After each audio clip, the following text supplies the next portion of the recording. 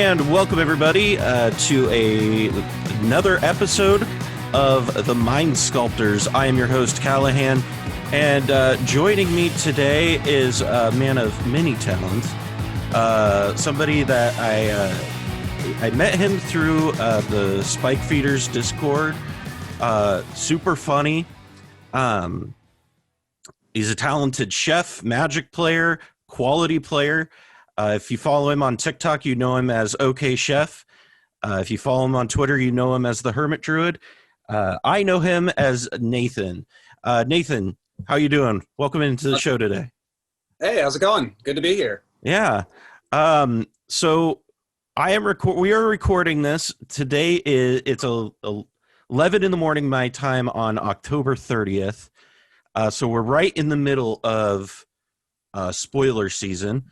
And I haven't slept well in days.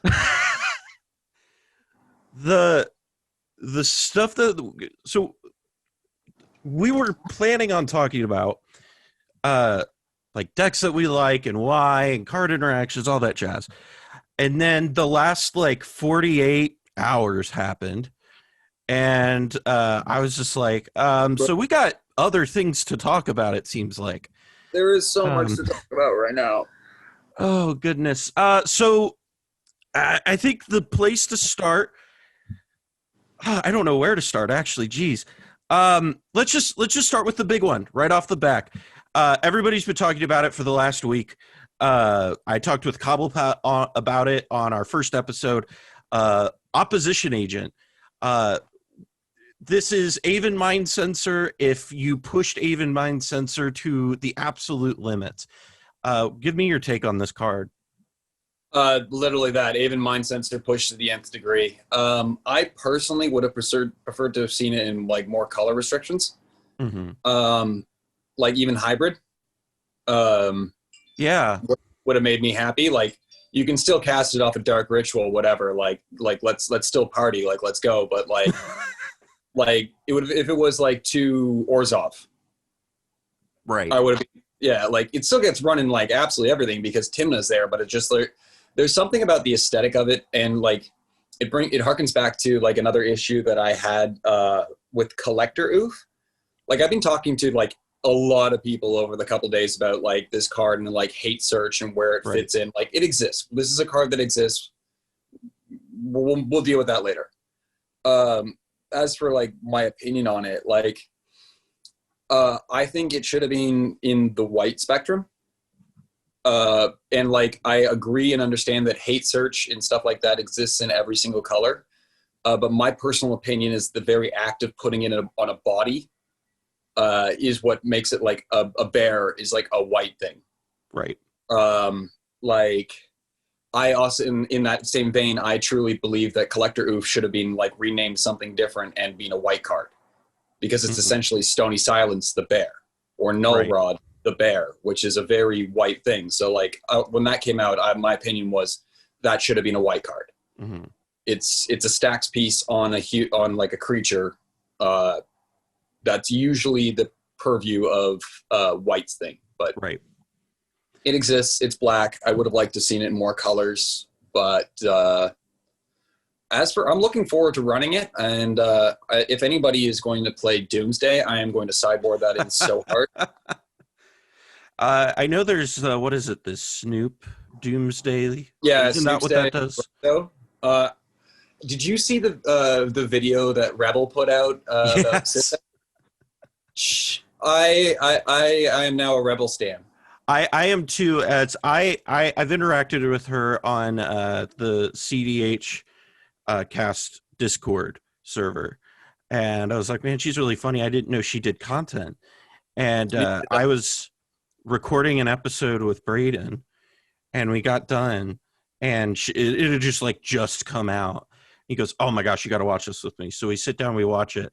I was like, she is funny. I haven't laughed that hard that consistently, like from beginning to end. Like I sent it to Sheldon Menery, and I was just like, hey bud. Like, watch this. He replied, he's like, okay, well, I'm like, it's not a take about opposition or like opposition agent. I'd like, your inbox is full. I'm not here to add to that. Right. but you probably could use a laugh today. And you should check this video out. It's a good take and it's hilarious. So like, here you go. And like the little skit that she had at the beginning, just that was the you only take calls from people with over 1,000 subscribers. Cool. I haven't laughed at content like that in a while.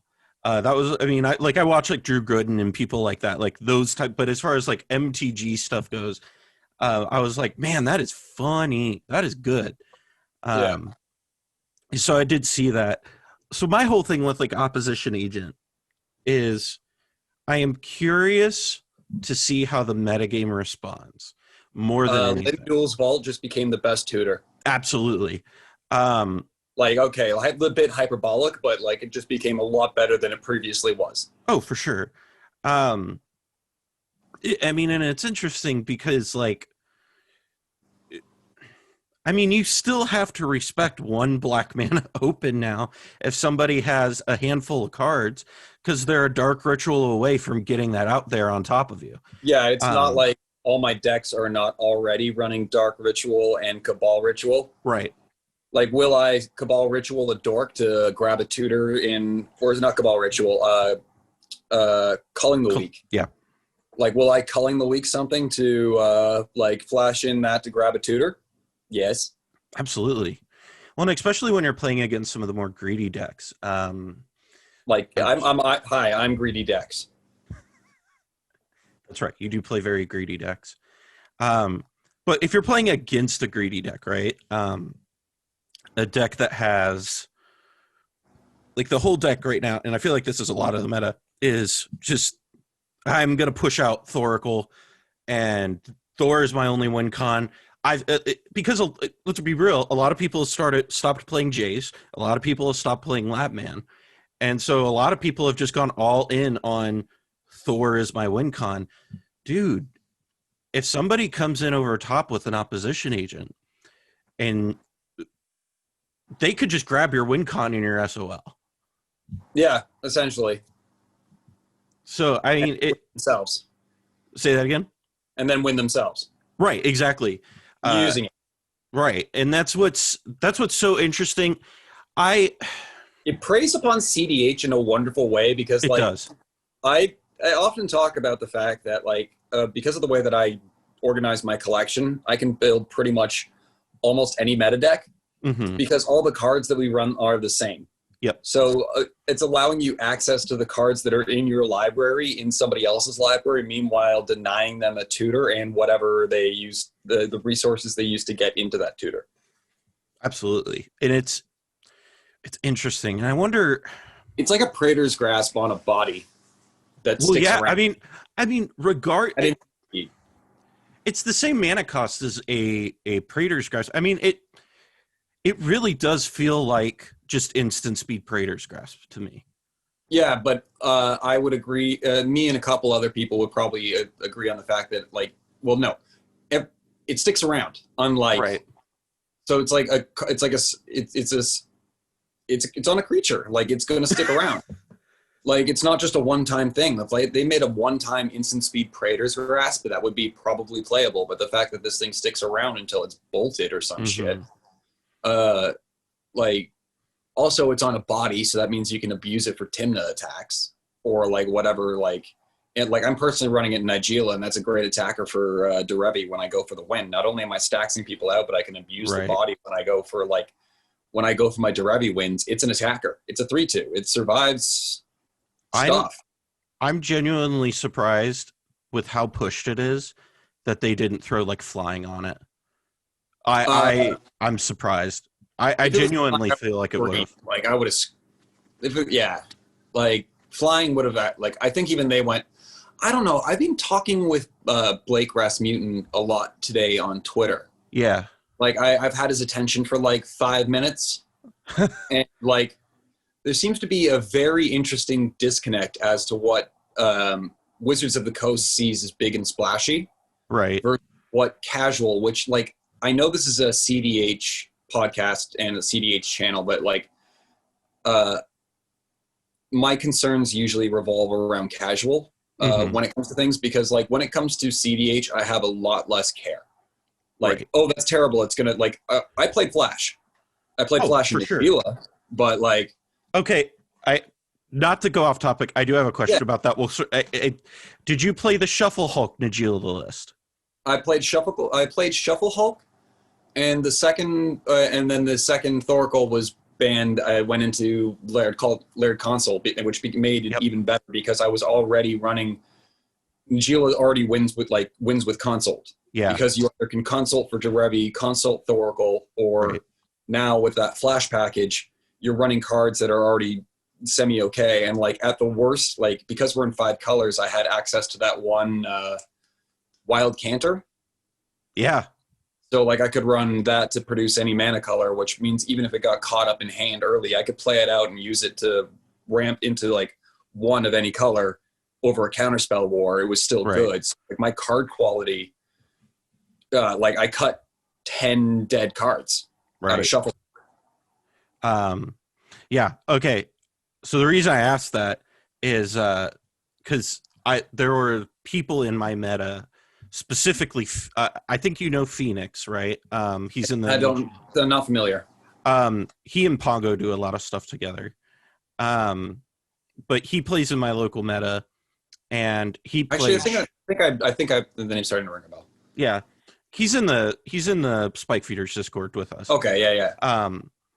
But so he was on Shuffle Hulk Najeela and before Thor, and I just remember playing against that deck, and I was just like, I mean, how do you beat this? And then Thor came out, and then I was like, no, I really can't beat this. Jeez. It was one of my favorite decks to play, and I think it got over.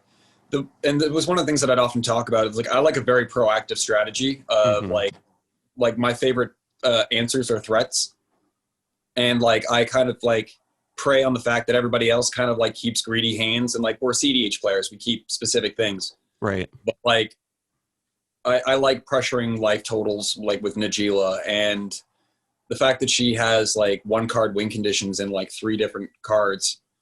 Allows you to continuously present threat after threat after threat until people no longer have any interaction, and then you just win.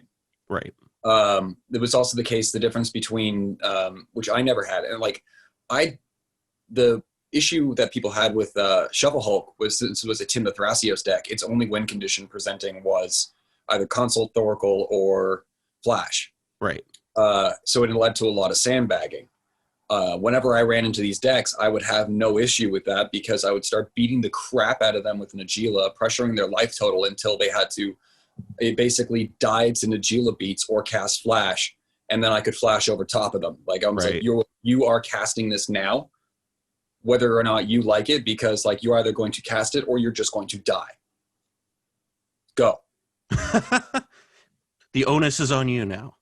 The onus is on you. I'm just sitting there going like, I'm going to kill you guys one way or another. Right. And so, and I didn't mean to derail you or anything. Yeah. I love talking to Najeela players. I played a little bit of Najeela. It's a great deck, but I will just always go back to, I always end up falling back into Lavinia or Joyra, or honestly, I still to this day love playing Hermit Druid. Like the Druid Breach list I came up with. That deck was very similar in the way Najeela is, where it's just like turn 1, I'm just like, all right, I got Hermit Druid. Can you guys stop it? You know, and you would just do that constantly. I have considered, because like the win conditions and the way I like to like continuously hammer things down. Mm-hmm. I have like don't tell Pongo this because he might hit me. But like I've considered running, because of the amount of excess creatures that are always on board in Najeela, because it is a creature focused deck, and with the amount of tokens that it spits out, I've been considering like dicking around and like adding Hermit Druid in there without the Hermit Druid package, because like just the Dread Return. Yeah. Okay. Like I don't want to add the Narcomoeba because that's a dead card, and I don't want to add Fate Teacher because that's a dead card, and I'm like trying to cut those out.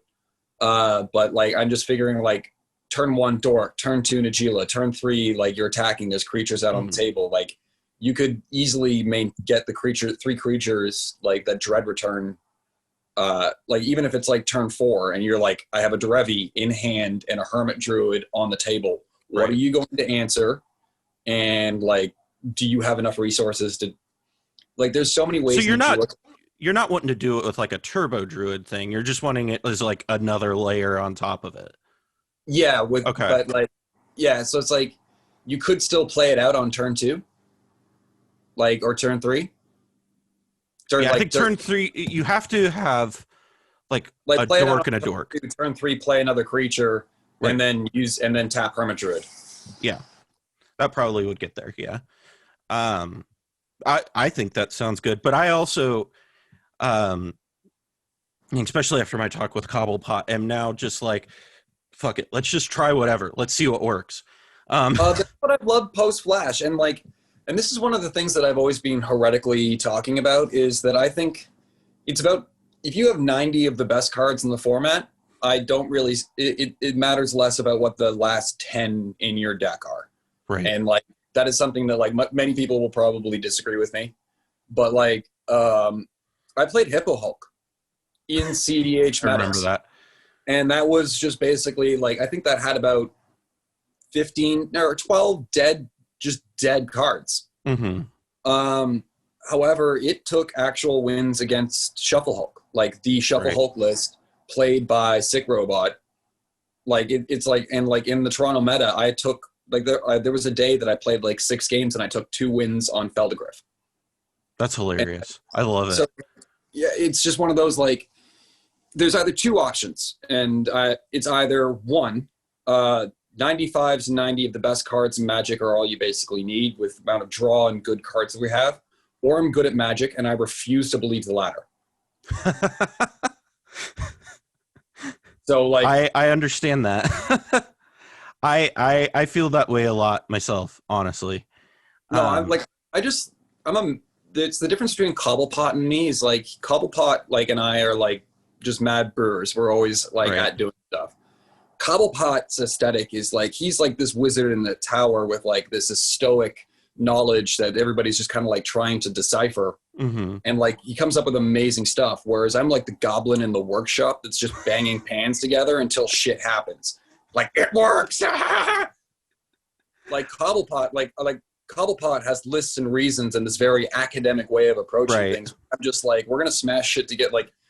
We're going to smash it together until I've built a jet engine out of forks. Well, and this was one of the things that I really took away from when I talked with him, is he's one of those people that and it doesn't matter the topic, right? Like sometimes you'll talk to somebody, whether it's philosophy or history or and then you talk to Magic, hell, even like football, basketball, and you talk to them, and the way they process and understand what's happening is like on a like a different plane of existence almost. Yeah. Like I was just talking with him, I'm like, he's saying stuff, and it was just like, oh, I've never thought of it like that before. And it just like completely changed perspectives for me. It was wild. When him and I talk, it's basically just like he says what I say prettier. But like it's just funny that like it's like we're both like my Najeela list and the Najeela list that he brewed when I was talking about how I do it, and then he went and brewed his own. We came back and I think we about had like 95, 96 cards like in common. Mm-hmm. And it was just like, yeah, okay. So, and then he's like saying, well, like, I'm going to build it this way. And I'm like, yes, that's why I play it. So, and that's like, I love your brews too, because you've done a lot of the Ukima, and I forget Ukima's partner. Kazir. Everybody doesn't remember Ukima's partner. Let's be real. Nobody likes it. Everybody likes to make fun of Kazir until things have gone horribly wrong.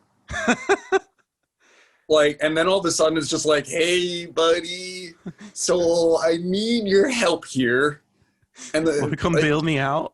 You want to come bail me out? Like, it's like everybody's paid all their life. Like, everybody stopped each other from winning like once or twice. Everybody's paid all their lives into resources. Everybody's down at like 20, and you've got nothing but dorks and like a destiny spinner. Like, and that's when you learn that Destiny Spinner's a fucking 2/3. Oh gosh. Like, that's pushed. It's a 2 and a Right. 2/3 with upsides. But either way, like, I have legitimately turned lands into beaters with her. Mm-hmm. Like, to swing to hit with Kazir. And like, I will always dunk on Kazir when I have the chance. But like, when it comes time and things have gone horribly wrong and I haven't been able to win and I've been stacked out and I need to turn around and start beating the crap out of somebody, Right. Big Buddy comes in to help. And it's just like, Right. hey. Well, and because I bring that up because it's you were one of the first people to really go after that deck. That was one of the big ones that I felt like you did a lot of the pioneering on that deck. On Twitter, at least. Oh, yeah, at least on Twitter. I did see some Discord conversations about it too. But. Yeah, it was one of those ones that I cautiously went it, like I saw it and like first I was like doggo and then I was like, oh nonsense. And like I've loved playing Ukima, but the problem is with that deck is like we've entered a rule of law meta and it folds to a stacks deck. Yeah. Like an early Dranith, an early any early rule of law, and it's just like, well, I'm spending the next rest of my game trying to like, and then all of a sudden like an Aven Mind Sensor hits the table and now you can't tutor for a response. Right. No, that's for sure. I mean, and that's the meta is just starting to just adapt to Oracle in console, really. Because like rule of law just shuts it down. Yeah, it also shuts down Nas breach lines. Yeah, which are flooding the meta. Farm decks are the hotness. Mm-hmm. Personally, like as soon as Flash got banned, I threw in I replaced the Hulk with a Ad Nauseum and a Culling the Week, and I've been going crazy since then. Yeah.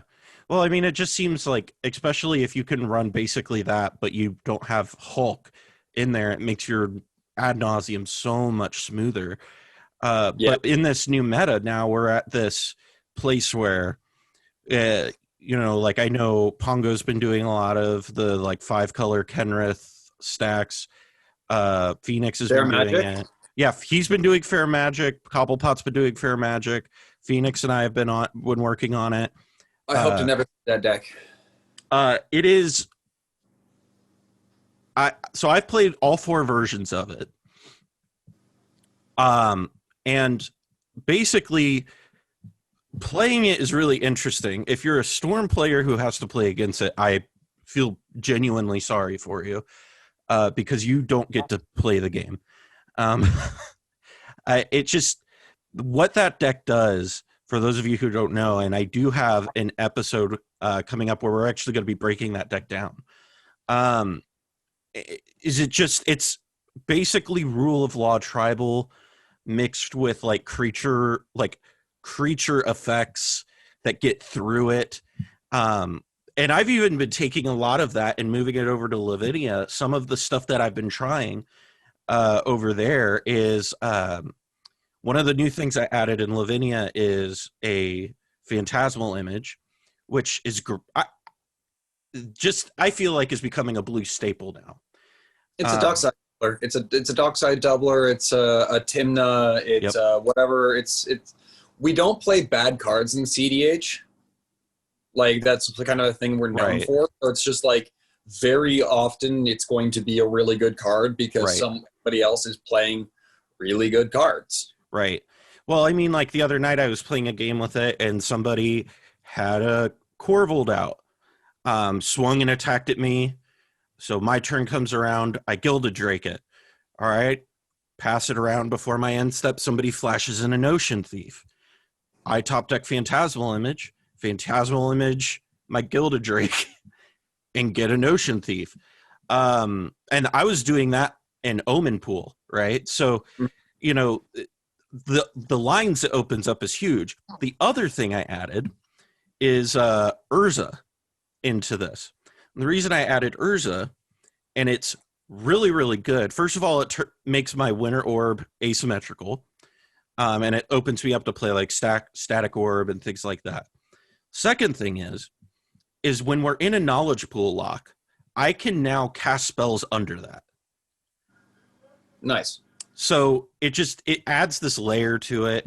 I'm adding a lot of stuff, but the reason I say all of that is we're now seeing the shift into, okay, so everybody's really big on Thor and ad nauseum and casting a lot of spells. How do we hate on that? And so now we really are going to see so much more of this like fair magic stuff here soon. And your boy here will be running suicide magic into it every single time.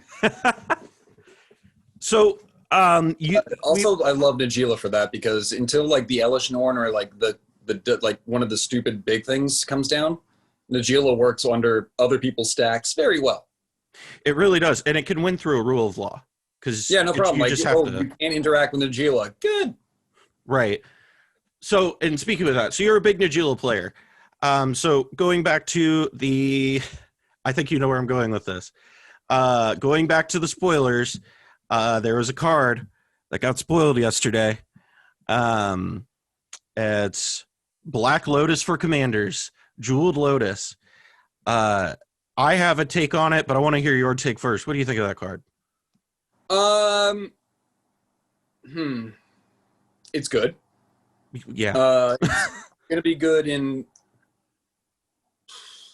There's a lot to unpack with that card, and I think that's actually where, like I was talking about with Blake earlier today, where there's three things that we look that are people are that happen in Magic, or that when they're printing cards, is variance, power, and ubiquity. Okay. And it's all three. Mm-hmm. It eliminates variance. It gets played in every deck, and like it makes the variance of the game a lot less varied. I, however, am looking forward to playing that, but like I'm not entirely sure like if every deck is going to be. It's fantastic in turns 1 and 2, like right. Undeniable. Like I get to play Najeela off of one card on turn right. 1. Like that cannot be denied. Like there is like I don't mean anything to sound like I'm digging on it. Like there's no denying that it's going to be a powerful card, and it's going to get run in a lot of things. And basically any 5-color or less commander is now a turn 2 commander. Hullen, Corvold, they're just going to be laughing their asses off. Corvold especially, because it's not dead. Right. It's never dead, because worst comes to worst, you just it's a draw spell. Yeah, worst comes to worst, it's a cantrip. Right. So there are some decks that are going to be better utilizing for it, like in Elsha, for instance. That's right. A commander that it's going to that can now come down on turn 2. Mm-hmm. Turn 1, if you have like a Mox Diamond or like a Mox, like another kind of Mox, like a Chrome Mox or something. Yeah. But even still, if she catches it later up, she can just cycle it off the top deck, cast it, and whatever. Right. Urza is now turn 1. Like, it just takes a... It is going to add a lot of... It's going to add this element to the game of turn order matters now, I feel like, a lot more than it did 24 hours ago. God, yeah, like, you don't want this to be in the opening hand of the first turn person. Like, according to, like, the CDH meta deck information, and like an episode I was listening to on Into the North, like the data is kind of skewed to the like win rates to the first player. Yeah. This is our, like, if the first player has this in hand and just well, they're just going to be light years ahead of everybody else. Oh, and you don't? Right. Like, I like and that's kind of what it, and so that's my take on it. Is I think that is troubling, because anytime that the die roll is what decides the outcome, because regardless, we're in a multiplayer game, right? And there's already a lot of fast mana. So regardless, the die roll plays a large factor in who wins games, no matter what. this is the kind of thing that I was talking with Blake about. Is that about the fundamental difference between the understanding of what is big and splashy according to Right. EDH, what is big and splashy according to uh, uh, according to WotC. Right. It's like I was mentioning, like especially with Corvold in particular, about how consistently like he can get him out and whatnot, and like because he mentioned something about like, I don't know what world you're living in where you draw 10 cards off of Corvold. Like, I approached him a little roughly, and he replied a little roughly, and I was like, that was my bad. But like, he was like, in what world where you draw 10 permanents? And I'm like, well, sir, like with all due respect, like every single one of the cards that people have been complaining about for the last year are leading up to this consistency together. So it's like, it's the constant pushing of this, it's not that really difficult to see like an example about the amount of value that you're able to draw by turn 1 land elf, turn 2 fetch land, Jeweled Lotus, crack, play Corvold, like tap your elf for mana so you have like the land open, sack your elf, draw a card, put a counter on Corvold. You have now 1 mana open to do something, whatever it could be. If you have another source of mana available, you can then get into a dockside. Right.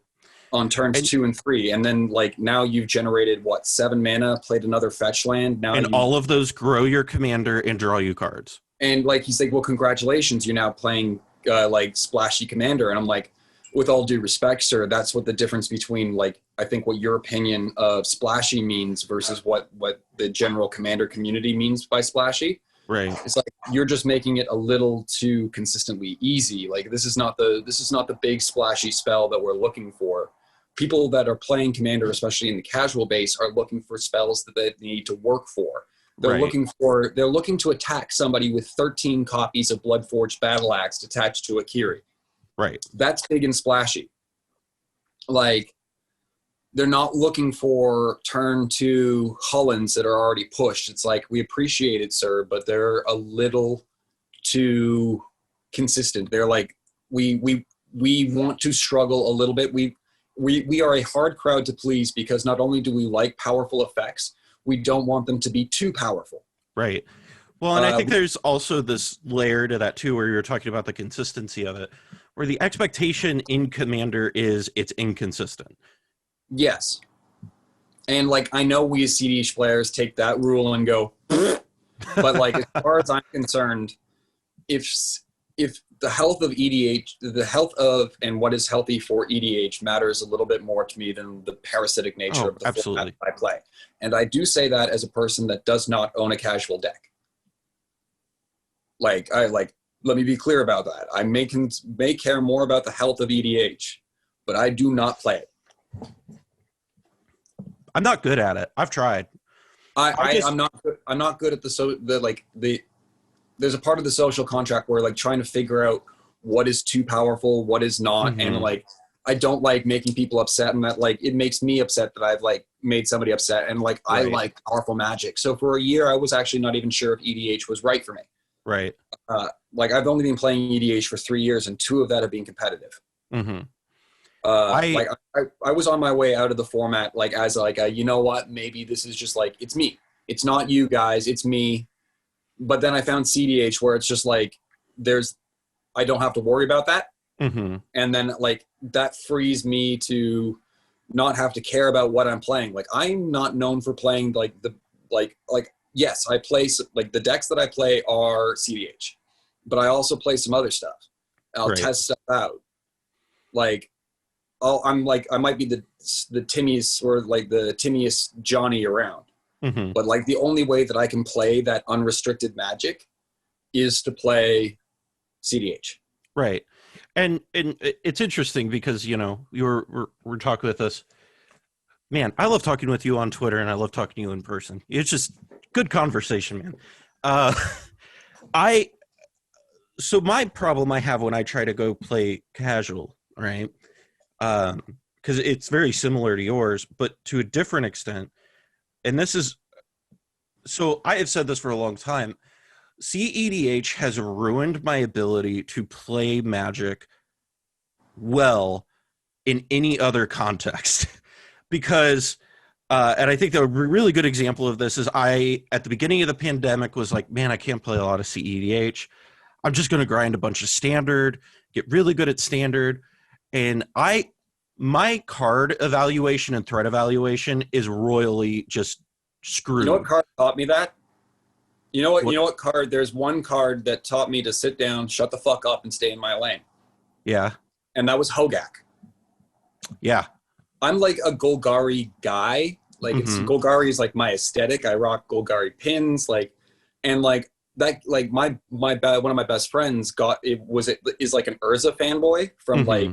like from the lore. He's like, so he got Urza out of Modern Horizons, and then I got Hogak, Mm-hmm. which and so I was so pissed off and salty. I'm just like, this card is bullshit. Like, and then it like goes ahead and like destroys an entire format, and I'm just like, oh, maybe I should shut the fuck up.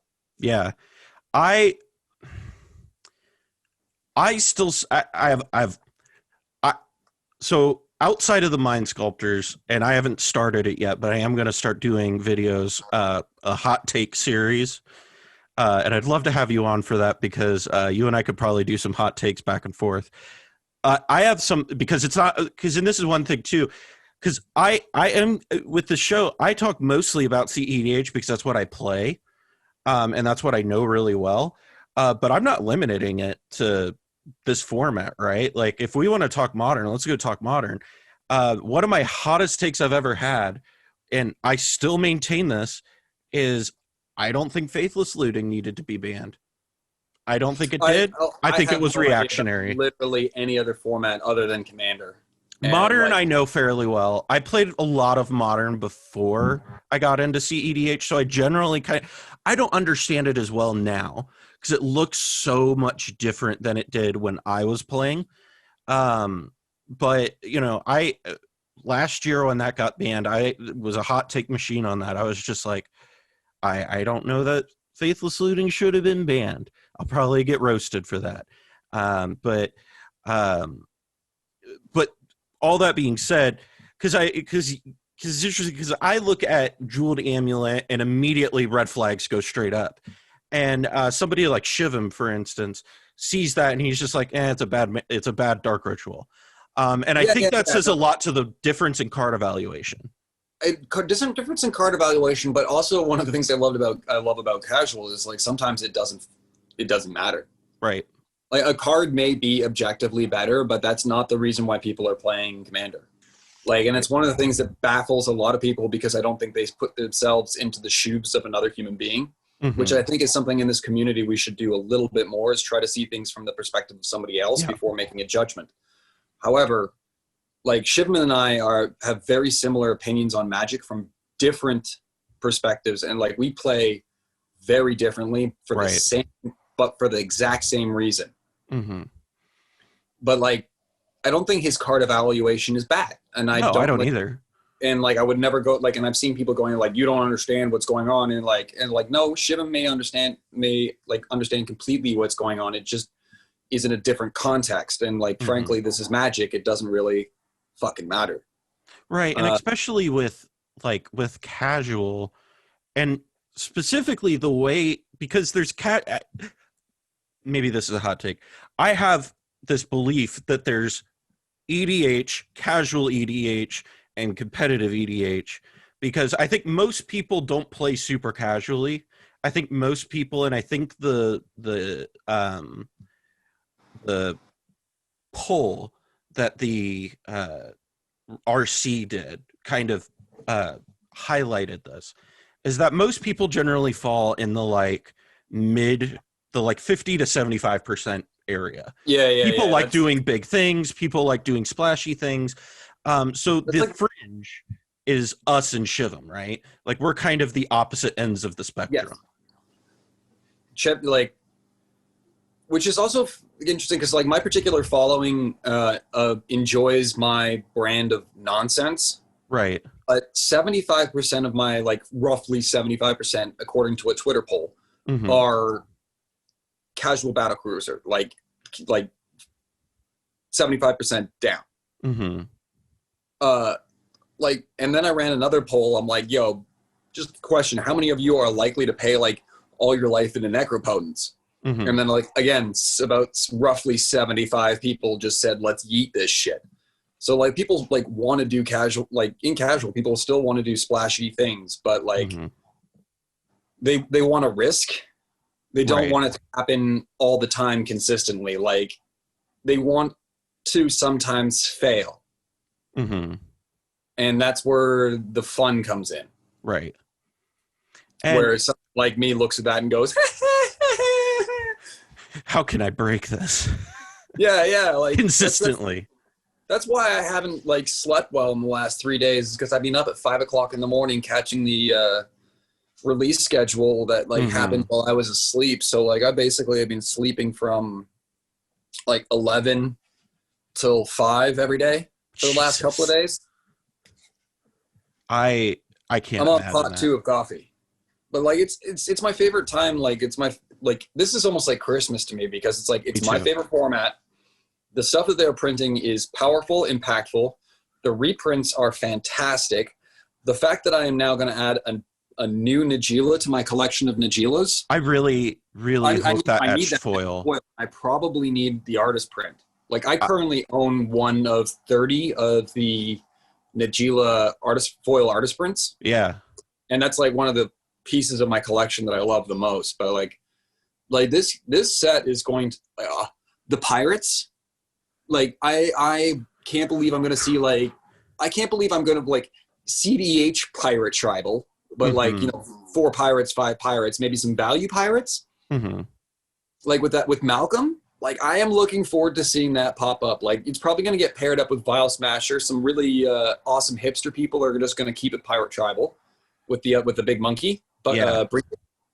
but like I'm now excited to see like that card show up. Like it's a one card combo with Glinthorn Buccaneers. Yep. So like, woo!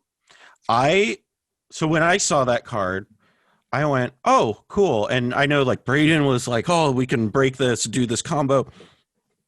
I saw it and immediately went, oh, I want to pair that with Timna and do a Hate Bears deck. Like Yeah.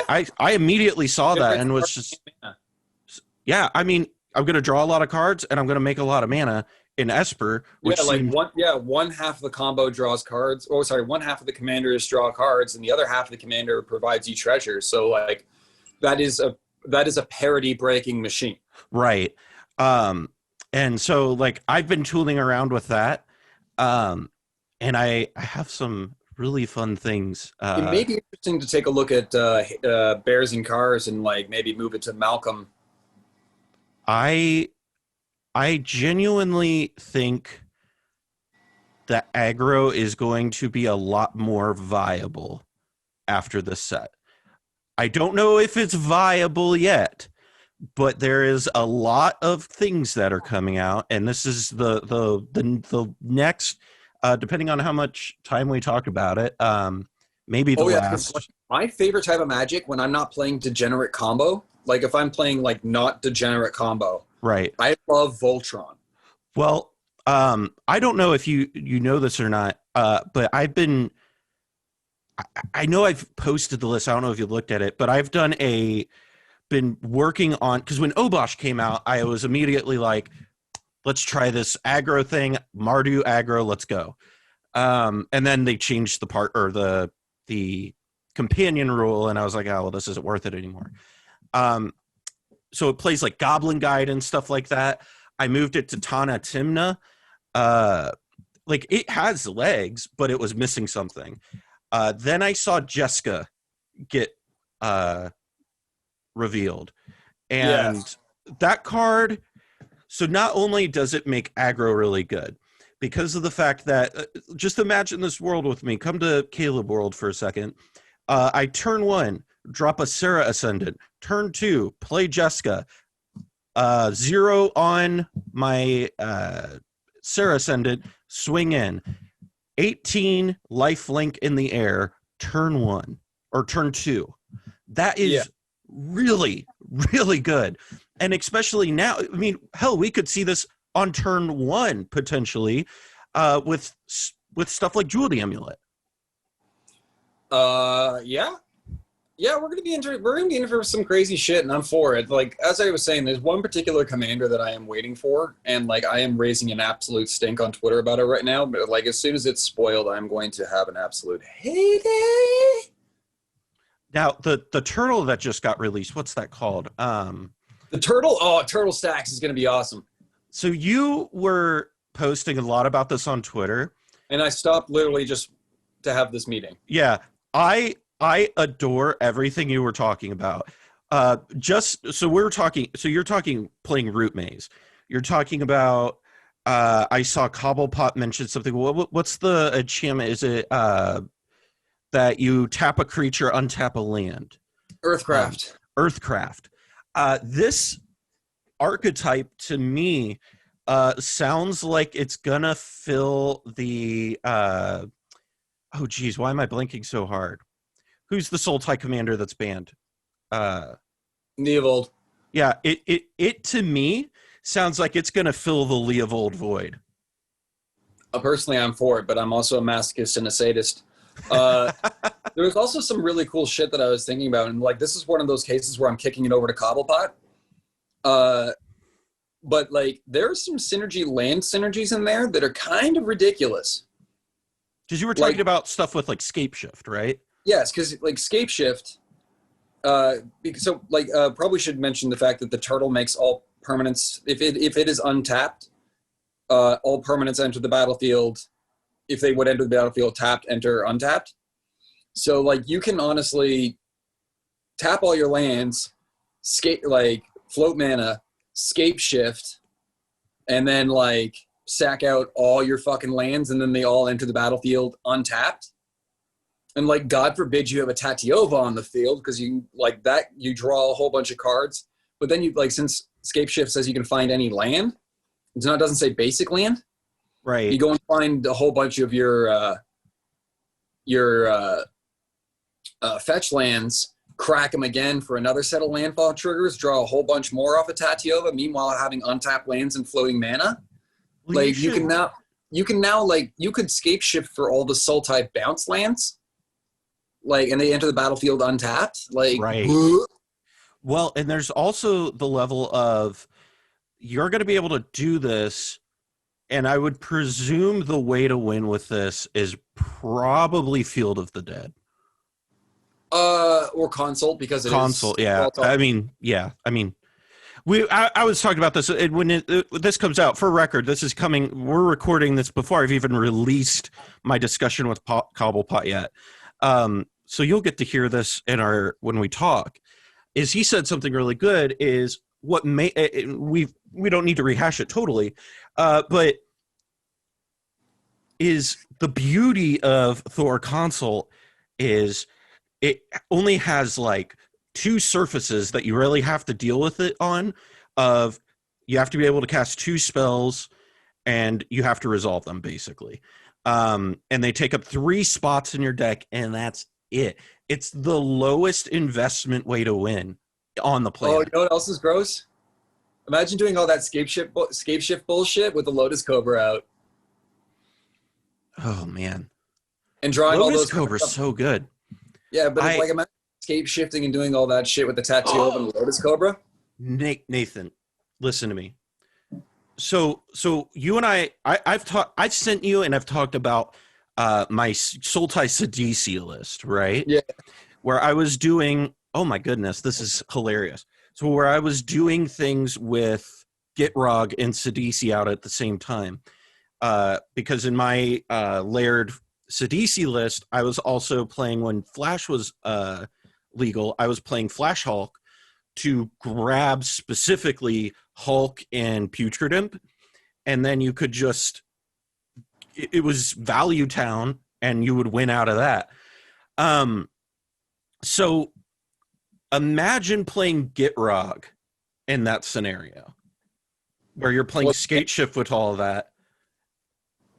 Yeah, you could. Whoa. Because Gitrog becomes your second Tatiova, effectively. Yeah, because you could scape shift into a bunch of fetch lands, Right. crack them all. Like, again, add Lotus Cobra to this equation, and you've got yourself some serious bullshit. So this certainly is an idea that has big... This is a good example of big, splashy, cool effects. Yes. I totally agree with that. 100%. This is a great example of, like, good job. Like, this can be absolutely fucking miserable, but, like, it's going to do some cool shit. But it doesn't strike me as oppressive. It you just seems... untap. Say that again? You do get to keep your untap. Right. Which is, like, great. Like, everything you might play comes in tapped. But the next turn, it's like, you still get to untap. It's almost like having a frozen Aether in play. Right. But better. Yeah, I mean, it's a 2/4. So, I mean, it's supposed to be combative. Like, I'm 100% sure they mean you to turn it sideways to tap it. Yeah. So, like, they want you to play, like, I'm assuming they want you to play everything main phase? Or, like, and then move to combat? I would assume so. Because, like, you don't want to move to combat and try and play anything in your second main. But then again, we as CDH players are going to be able to, like, get it to a point where we're able to tap it, untap it at will. We'll get around it. We'll get around it. Like, but I'm just assuming, like, the intent of how it was meant to be played. Like, the fact that it's a 2/4, like, it was given a big body so that it can go to combat and survive. And essentially in CDH, a 2/4 is fucking huge. It blocks and kills Tymna, so woo! Yeah, it does. And honestly, that's... Blocks and kills Najeela, so boo! And just to kind of cap things off, the reprints in this set, the partner reprints, I cannot begin to tell you. I mean, hell, the Najeela reprint, all of these are good reprints and needed reprints. Yes. Especially the Thrasios and Tymna reprints. Oh, yeah, no, 100%. Every single one of these, it could not have come at a better time, considering how every single partner is now starting to go trend up, or was starting to trend up. Like, this, they're going to be an etched foil, so I don't necessarily know how that's going to, like, how many of them are going to be entering the market. So, like, is it enough as a reprint? I don't know. Will I be picking up etched foils of all the partner commanders? Yes. I might, depending on how they look. I was talking to Pongo about this, and, like, I really hope they look good. I really hope they look... From the picture I saw of them, I think they'll be fine, but I just, especially after the secret lair nonsense, I'm cautiously optimistic. Yeah. So far, the card quality of a lot of the foils that I've been buying recently, the card quality has been great. Like, I've gotten a new set of the Zendikar Crown Lands. Yeah. For the deck that also I'm putting together, it's going to be nice and foily, so I now have a luxury suite and a Morphic pool from the Zendikar box toppers that's going in that deck, so I'm happy. Okay. Well, that's awesome. So I know you gotta go, and we got a lot going on too. So just sorry for all the blings in the background of my Twitter currently blowing the fuck up. That was 2 days ago when Opposition Agent got spoiled. I woke up at 7 a.m. to like 70 notifications. I was like, I was up at 5 o'clock in the morning, and there was 10 specific ats from people being like, at Hermit Druid, what do you think of this? And I'm just like, when I first saw it, I just looked at it and just went, I haven't smoked a joint yet. I haven't had a cigarette yet. I haven't had a fucking coffee yet, so I'm not touching this. I don't think I came into the conversation until like 9 o'clock. Like, I was up at like 5, and I think I waited for everybody to get up before we started talking about it. And I was just sitting there for hours going like, like, I just like ignoring it. It was just plain and simple. I just went, no. I can't talk about this. I can't talk about this. I need caffeine, nicotine, and marijuana in my system before I can I can even process this shit.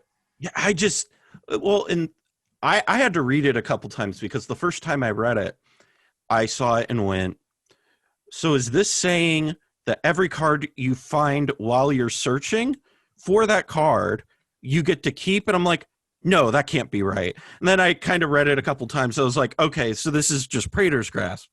Um, it took me a second to process what that was. But yeah, Yeah, I got it like immediately, and I just said no, I'm not yet, not not ready yet, for this. not ready for this, not ready for this. It's 5 o'clock in the fucking morning. I didn't need someone to wake up and take a shit on my bed. Like I rolled over, checked my messages, and it's just like, immediately one of the first things I tweeted like that, I think around 5 o'clock in the morning or 6 o'clock in the morning, like before I started talking about Opposition Agent, I just said, send a nice message to ship them today. I saw that. I loved it. Yeah, because I'm like, I knew. I don't understand why him specifically, he gets a lot of the pushback. I feel like The one that talks to, like, it's one of the things. It's like as soon as people think they have an ear to listen to, they're gonna talk to, and like right. even Shivham admits it's his own fault because he continuously engages with it. Like, and like he's got a big heart, and people beat him up for it. I don't think it's necessarily fair. I also Right. don't think it's fair the way that they treat Sheldon Menery a lot. I agree. Like maybe it's just the way that like the things that have happened in my life, but I'm not a big fan of going at a man who's currently fighting cancer over a fucking card game. Yeah, I certainly agree with that. Like, man is currently like trying to keep his life together while he is shrinking fucking tumors, dealing with you fucking cunts. Meanwhile, you're all having a goddamn field day about a format that he created. Like I don't say kiss his ass, and like I never will. However, put some fucking respect on that name and be nice. You are going to get Right. a lot more with honey than you are vinegar. Right. There's like reasons why the members of the RC talk to me, and it's not because I kissed their ass. And like a couple people were like, why didn't you pop off about the secret lair? And I'm like, what makes you think that's going to be fucking productive? Okay, I'm glad you brought that up. Man, can I just keep you a little bit longer? Just keep talking, man. Sure. I have this. So this Walking Dead secret lair thing. Oh my god. I don't know if we want to talk about it, but like it's like I the more of the point why I bring it up is like I took time and I messaged Sheldon Menery. I went to the Discord server where he was having they were having that conversation. I saw it was a giant mess. I left. Right. He gave me. I was like Sheldon, may I have 5 minutes of your time in private over Twitter, and we talked about things, and I mentioned the fact that like there are going to be these certain issues, and like this is like in my opinion, and like speaking on behalf of the people that follow me as I try to represent them the best that I can, the issues that they have, and I'm like I don't like the availability issues, and like right. I didn't like them, but that doesn't mean I was going to be knocking on anybody's door, and thank God I don't need to play any of them. Do I like them existing? No. But like this is a game. There are people that are running it and have some basic human decency when you try to approach people, because they're like nobody's going to talk to you if you're screaming at them. Right. Well, and like, there's you might be right. You could be 100% right with what you are screaming in my face. right. But as a human being, I'm going to tell you to fuck off and not even bother. Right. Well, and the whole thing with that, and I think there's like, this is one of the things I appreciate about people like you. I appreciate about Jim from the Spike Feeders, is you all have, like, generally speaking, I feel like you all have very measured and reasonable takes on things. I have a private group chat. That's you therapy. what? I have a private group chat. Me too. That's where I get that one out. Yeah. Well, and then, it's because it's like I have feelings. Don't get me wrong, but like I don't think it bringing any of that vitriol to a conversation is going to help. Well, and the thing is, it's so with the Walking Dead thing, I understand. Like, there's a lot of people have a lot of feelings about it. There's personal, and a lot things, of them were valid. Right, and a lot of them were super valid. There's personal things. There's genuine concerns about the state of the game and of what that means for legacy and, etc. But I felt like the hysteria over it was, I don't know that it was called for, the reaction, the harsh reaction to not just the rules committee, whose job is not to basically police Wizards of the Coast's printings, but also the attacks on Gavin, the attacks on Mark. Like those things. I'm a lot more forgiving of human beings than I am of corporations. Right.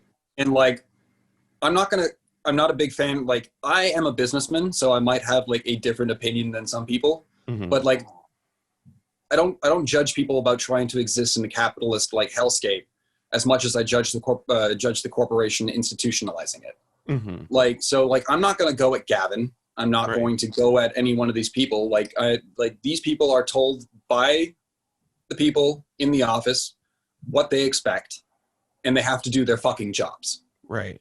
And they have to try and make the game as enjoyable and good while doing that. And it's like their job is not easy. And like, would I kill for a chance to get on the Commander playtesting team? Yes.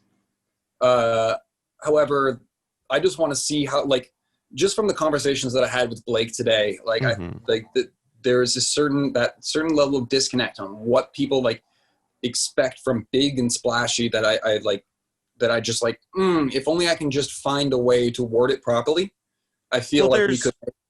There's a genuine disconnect, I feel like, between R&D and players, I feel like, in general right now.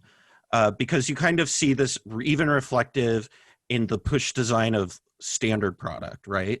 And but the thing is, they're so proud of what they made. And then we're like, and then like the first thing they're met with is like, what the hell? And I'm just like, I agree, but like, God, could we just, like, yes, some shit is pushed. Like, someone on Twitter had a great take about the fact that they didn't like the idea that Wizards of the Coast was using, it's like an arcane signet. And it's like, you understand we didn't like that. Right. And so it's just like, there's, the corporation bullshit is going to happen. But like, I like The Walking Dead is like, it's going to happen again because they've already basically admitted it. But like, my issue is that they don't see that there's a problem. Where I'd prefer them to acknowledge that there is a problem.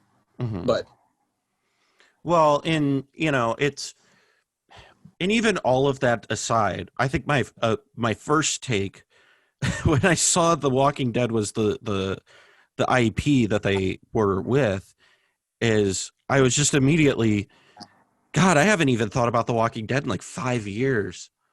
I was just like, that felt so out of the blue to me, and I was like, this isn't even a relevant show.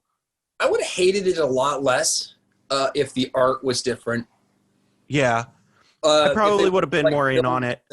But like, I like, as a D&D player, I love scouring like dark fantasy adaptations of like famous like Hawkeye done in like a dark fantasy D&D world. Like, I would have loved to have seen Daryl with like a crossbow in leather armor, like just put him in the magic world and like make him look like that, like Daryl, like the hunter or whatnot. Like, Rick's steadfast leader sounds fucking great, but just throw him in like some paladin armor or some shit. Just, I don't know, lie to me a little. Like, there's just something about some guy on the battlefield with a hunting crossbow that just irks me. So my take is similar but different. I would have liked it if they went with the comic book art style lot more. I hated The Walking Dead, and I don't really care for that specific comic. I care for comics. I never read that one. Right. It's not my thing either, but I would have been part of the art direction for it. I didn't care for because to me it looked like they took screenshots from the show and ran them through those like phone like art filters. Yeah. And that to me was the biggest. It didn't, like, maybe cartoony. It was, the art direction was a big piece of it for me. If I could cross my eyes and forget about it, I'd have been good. Yeah. Just like cross my, no, it's a little blurry. It looks like a magic. All I'm reading is the rules. Like, fuck, like, I don't know. They just fucked up. Yeah, it wasn't great. But also, let's maybe not attack Sheldon for that, Yeah, like I again, my dad died of cancer, so like my I've mom seen died of what. cancer, so Yeah, like so I'll just go out and say why. Like I've seen the amount of I've seen like this man like might be going out and presenting a really nice face for you on Twitter as he's fucking heaving up his goddamn lunch from chemo medication. Like yeah, you don't understand the shit that someone's going through when they're dealing with that kind of illness. So have some fucking respect, okay? right. And one thing I love Sheldon. I disagree with Sheldon on a lot of points. Yes, me too. Um, but I think number one, I think he's incredibly funny. He has one of my favorite sense of humors. And two, he's not dumb. He's smart. He's incredibly intelligent, He and plays the long game. he does. We all want immediate change, and he's just like, give me a couple of years, we'll see how. Like he Right. wants empirical knowledge, and like we all like everybody was calling and be like, oh my god, fucking like what was that? The enchantment creature that triples mana. Nyx Bloom Ancient. Everybody Oh, yeah. day one bans of that, and it's just like now it's played in basically fucking nothing. Like, and it's not saying that I'm not trying to downput the criticisms that people raise. Right. It's just I also believe that like there are times that we need to give it a bit. Right. Just have some patience and some understanding and be willing to work together and with each other and be respectful, and we will get along.